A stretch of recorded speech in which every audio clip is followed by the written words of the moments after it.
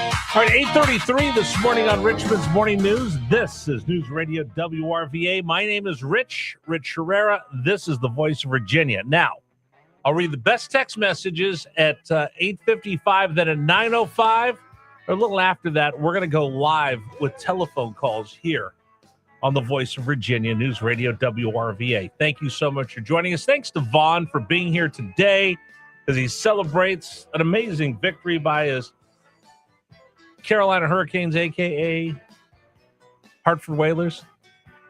We'll take it, right? It's all part of the lineage of the team. And we celebrate it. And you celebrate. You actually own that. You own that well. You really own that well. So I'm happy for you. Okay, so I'm going to be honest with you. Well, I'm always honest with you, but I'm just going to be transparent with you a little bit more. We're juggling right now because we're keeping an eye on all the breaking news that Donald Trump has come out and said that Iran has taken too long to negotiate and will pay the price. So we'll see what happens after yesterday with the drone attacking the U.S. helicopter. Now that he's gotten a firsthand report of what's really gone on, I think, and we talked about this earlier in the program, that he was between a rock and a hard place because there were conservatives that support the president that came out hard and flexed big, saying, Mr. President, enough is enough. It's time to end this thing.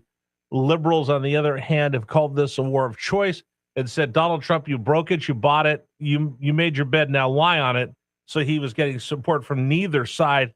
And now I think this will push him to re-engage. So we'll talk about that. And we're keeping an eye on all the different news sources. As soon as we hear something, we'll pass that along to you. The other big story that I wanted to touch on this morning, and I want to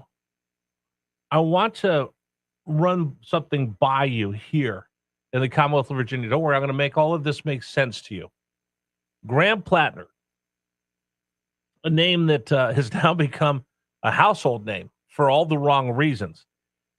He is a Senate candidate of the Democratic Party. He's the Democratic nominee as of this morning to become a member of the U.S. Senate.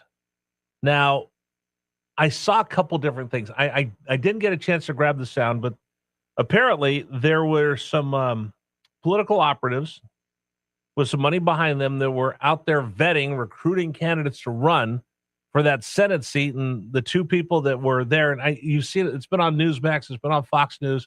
I think maybe Dana might have run the audio as well. They kind of giggled and laughed. You guys, when you were vetting him, you didn't see the Nazi tattoo? I guess we missed that, was their reply. But it made me think of something. Okay, so since I've taken this job, I've been called lots of different things. And if I shared with you the text messages and emails I got, you'd shake your head. And I always know that I'm really onto something when the attacks are ad hominem and people attack me, not the ideas and not the views, points of views, or the facts that I'm dropping on you every morning. That's how you could tell somebody has nothing else to retort when they make it personal that way. Oh, you big fat, you know what?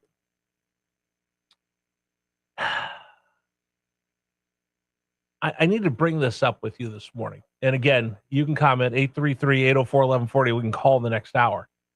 For the Democratic Party, I want to talk to our listeners that are Democrats. Okay, if you're a Republican, you can eavesdrop in this conversation, but this is really directed to folks that are members of the Democratic Party. Now, I've got lots of friends. I got lots of family members that are members of the Democratic Party, proud Democrats. And I told you this, I've been a Republican my whole life, save for 2 weeks when I was trying to go out with a girl from the Young Democrats and I didn't know the difference. And when she said no, I quickly changed my party affiliation when I was 18 years old. But I've never seen the two parties so deeply divided and further apart. Now, there's always been the fringe left, the fringe right, but never have you seen two parties so separate. Ronald Reagan had a great line. I didn't leave the Democratic Party. The Democratic Party left me. And I want to ask you this morning, in all sincerity, and that this is not a gotcha question or anything else. If you're a Democrat, Do you look in the mirror and are you proud of your party affiliation this morning? I'm not, and please don't flip this around. Well, you tell me about Trump. This isn't about Trump. This is about you.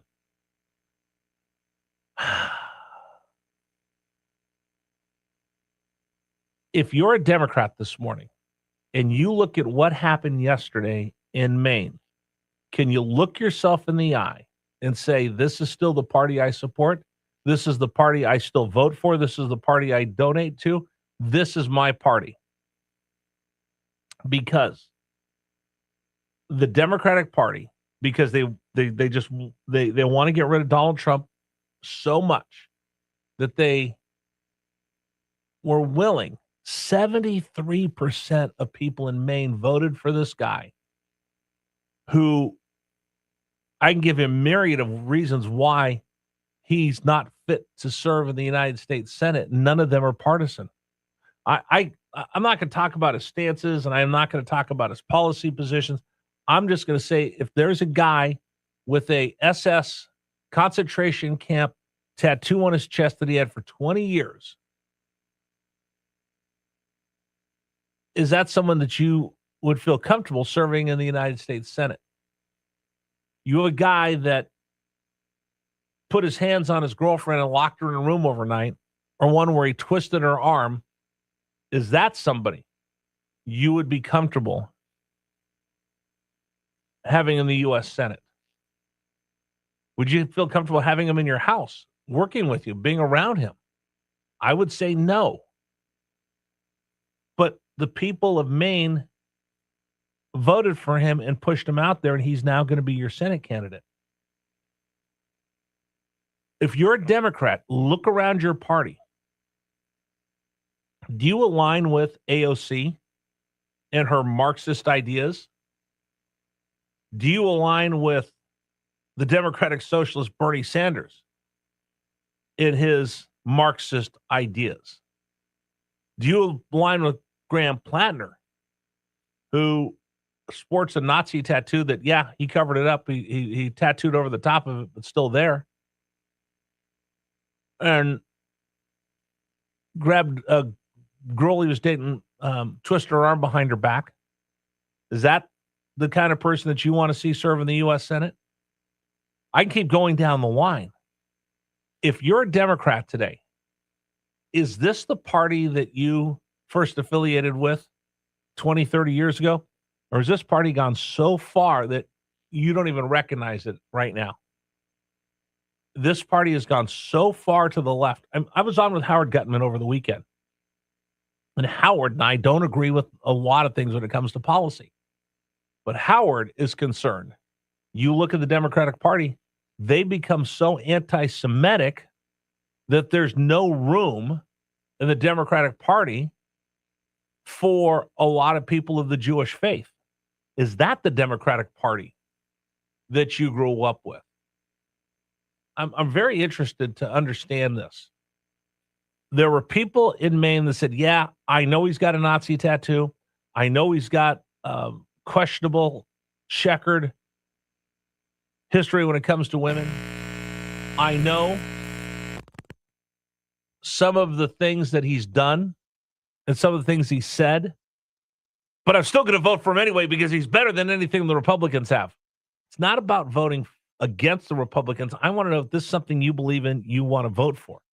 Because I honestly have to think there are some Democrats. Listen, hey, I know plenty of progressives out there like, absolutely, we haven't gone far left enough yet for them. But I wonder if there's others like, wait a minute, where am I? Do they feel like Ronald Reagan did back in the 60s when he left the Democratic Party he grew up with and became a Republican? Remember, Reagan was a lifelong Democrat. His family were lifelong Democrats.